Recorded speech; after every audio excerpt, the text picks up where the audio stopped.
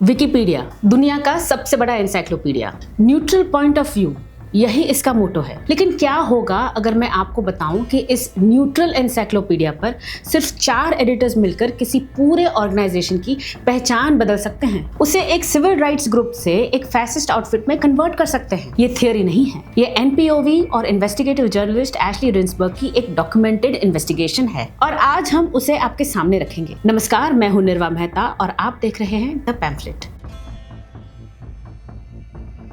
पहले समझते हैं हिंदू अमेरिकन फाउंडेशन क्या है। 2003 में फाउंडेड हिंदू अमेरिकन फाउंडेशन एक नॉन प्रॉफिट एडवोकेसी ऑर्गेनाइजेशन है। ये संस्था अमेरिका में रहने वाले हिंदू अमेरिकन के सिविल राइट्स के लिए काम करती है। कैसे? स्कूल टेक्स्ट बुक्स में हिंदुइज्म की एक्यूरेट रिप्रेजेंटेशन के लिए लड़ती है। लॉ एनफोर्समेंट एजेंसीज और वर्क प्लेसेस को DEI यानी डाइवर्सिटी, इक्विटी और इंक्लूजन की ट्रेनिंग देती है। हेट क्राइम्स के खिलाफ लड़ती है। योगा के हिंदू रूट्स को कल्चरल अप्रोप्रिएशन से बचाने का काम करती है। पाकिस्तान और बांग्लादेश में परसिक्यूटेड हिंदूज की आवाज उठाती है। यूएस कांग्रेस में दिवाली रेजोल्यूशन पास करवाती है। इसके फाउंडर्स हैं डॉक्टर्स, लॉयर्स और प्रोफेशनल्स। इसने ACLU यानी अमेरिकन सिविल लिबर्टीज यूनियन के साथ भी काम किया है। American United for separation of church and state के साथ भी काम किया है। ये एक माइनॉरिटी कम्युनिटी की सिविल राइट्स ग्रुप है। लेकिन विकिपीडिया पर बिल्कुल अलग कहानी है। एनपीओवी के इन्वेस्टिगेशन के अनुसार हिंदू अमेरिकन फाउंडेशन के विकिपीडिया पेज के पहले 5 सेंटेंसेस में ही ये क्लेम किया गया है कि ये एक हिंदू नेशनलिस्ट आइडियोलॉजी के साथ अलाइन करती है। ये ऑर्गेनाइजेशन एकेडमिक फ्रीडम को इम्पिंज करती है। इसकी जड़ें एक पैरामिलिट्री संगठन में और इसके योगा जैसे प्रोग्राम्स दरअसल हिंदुत्व को हिंदू राइट्स के रूप में रीब्रांड करने की कोशिश है। और ये सब विकिपीडिया की अपनी आवाज में लिखा है, विकी वॉइस में, जैसे कि ये सेटल्ड फैक्ट हो, जैसे 2+2 4 हो। ये ओपिनियन नहीं, एलिगेशन नहीं, एनसाइक्लोपीडिया का स्टेटमेंट है। लेकिन ये कंटेंट आया कहां से?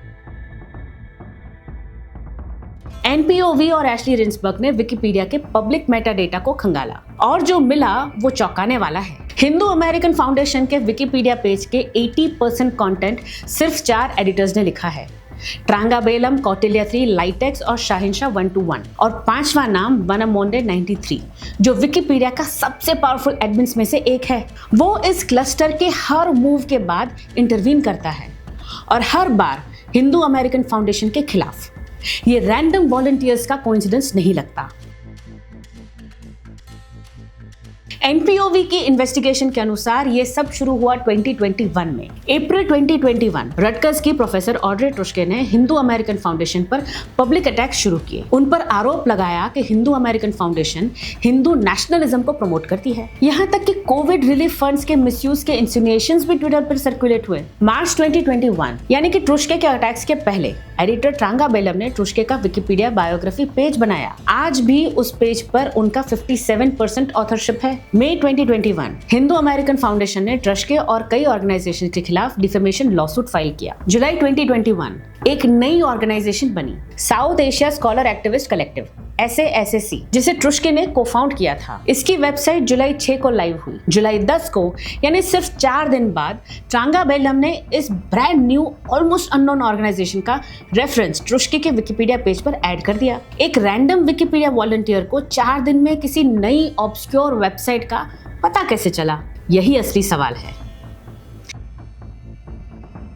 एडिटर लाइटेक्स के बारे में एनपीओवी ने एक और बात डॉक्यूमेंट की है। लाइटेक्स ने खुद विकिपीडिया के एक टॉक पेज पर डिस्क्लोज किया है कि उनका हिंदूज फॉर ह्यूमन राइट्स के साथ पास्ट वर्क रहा है। और हिंदूज फॉर ह्यूमन राइट्स वो उन्हीं ऑर्गेनाइजेशंस में से एक है जिन पर हिंदू अमेरिकन फाउंडेशन ने डिफेमेशन सूट फाइल किया है। इसके बावजूद लाइटेक्स ने हिंदूज फॉर अमेरिकन राइट्स का विकिपीडिया पेज बनाया और आज तक 79% ऑथरशिप उनके पास है। उसी लॉ सूट की डिफेंडेंट का बायोग्राफी पेज बनाया, 87% ऑथरशिप। हिंदू अमेरिकन फाउंडेशन के पेज के स्ट्रक्चर को बदला, लॉ सूट को उस एंगल से प्रेजेंट किया जो डिफेंडेंट के लिए फेवरेबल था। कॉन्फ्लिक्ट ऑफ इंटरेस्ट डिक्लेयर था लेकिन फॉलो नहीं किया गया। विकिपीडिया खुद अपने रूल्स में बताता है कि अगर आपका किसी सब्जेक्ट से कॉन्फ्लिक्ट है तो आप सीधे एडिट नहीं कर सकते। लाइटेक्स ने लिनक्स फाउंडेशन के लिए तो ये रूल फॉलो किया, हिंदूज फॉर ह्यूमन राइट्स के लिए नहीं किया।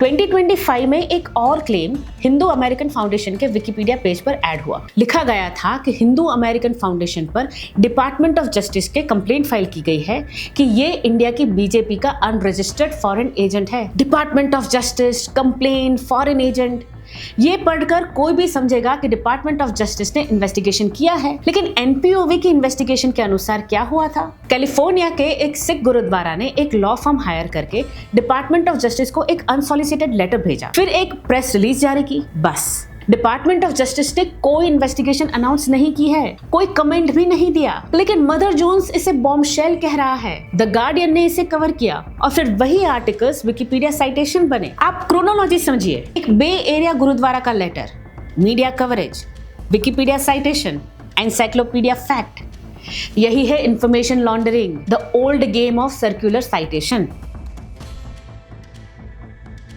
अब आते हैं वेनामोन 93 पर। विकिपीडिया के 810 एडमिन्स में से सिर्फ 32 ऐसे हैं जो एक साथ चेक यूजर भी है, यानी कि कोई भी एडिटर का आईपी एड्रेस देख सकते हैं, और ओवरसाइटर भी, यानी कि इंफॉर्मेशन को बिना किसी ट्रेस छोड़े डिलीट कर सकते हैं। वेनामोन 93 उन 32 में से एक है। सितंबर 2021 में वेनामोन 93 ने एक एडिट किया। सेक्शन का नाम था एलिजिड हिंदू नेशनलिस्ट टाइज।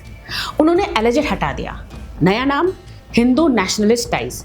एक ही मिनट में एलिगेशन फैक्ट बन गया। उसी हफ्ते वो ट्रुस्के के पेज पर गए और वो मटेरियल हटाया जो ट्रुस्के के खिलाफ था। एक डिस्टिंग्विश प्रोफेसर का स्टेटमेंट जो उनकी ट्रांसलेशन को एक्सट्रीमली इनअप्रोप्रिएट कह रहा था। पैटर्न बिल्कुल साफ है।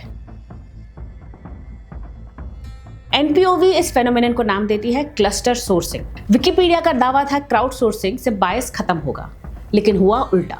जब एक कोऑर्डिनेटेड क्लस्टर 4-5 अकाउंट से मिलकर किसी पेज को कंट्रोल करे तो क्राउड सोर्सिंग क्लस्टर सोर्सिंग बन जाती है। और ये सिर्फ हिंदू अमेरिकन फाउंडेशन का मामला नहीं है। विकिपीडिया के पेजेस गूगल पर रैंक करते हैं, एआई सिस्टम्स विकिपीडिया को सोर्स मानते हैं। तो जो इन 4 एडिटर्स ने एक पेज पर लिखा वो लाखों लोगों की नॉलेज बन जाता है। ये सिर्फ एक ऑर्गेनाइजेशन का कैरेक्टर असैसिनेशन नहीं है, ये इंफॉर्मेशन इंफ्रास्ट्रक्चर का वेपनाइजेशन है। एनपीओवी और एशली रिंसबर्ग ने ऑड्रे ट्रुस्की, एसएएससी, आईएएमसी और विकिमीडिया फाउंडेशन से कमेंट्स मांगा है। किसी ने जवाब नहीं दिया। विकिपीडिया का मोटो है न्यूट्रल पॉइंट ऑफ व्यू, लेकिन जब 80% कंटेंट 4 अकाउंट्स लिखे, जब एक एडिटर लॉसूट के डिफेंडेंट का पेज बनाए और प्लेंटिफ का पेज एडिट करे, जब एलिजिड हटाकर एलिगेशंस को फैक्ट बना दिया जाता है, तो न्यूट्रल कौन है? ये इन्वेस्टिगेशन एनपीओवी और एशली रिंसबर्ग की है। लिंक डिस्क्रिप्शन बॉक्स में है, पढ़िए, खुद जज कीजिए। और अगर आपको लगता है कि इंफॉर्मेशन सिस्टम्स पर ये स्क्रूटिनी जरूरी है तो ये वीडियो शेयर जरूर कीजिए। मैं निर्वा मेहता आपसे विदा लेती हूँ और आपसे रिक्वेस्ट करूंगी कि हमारी चैनल्स को सब्सक्राइब जरूर करें।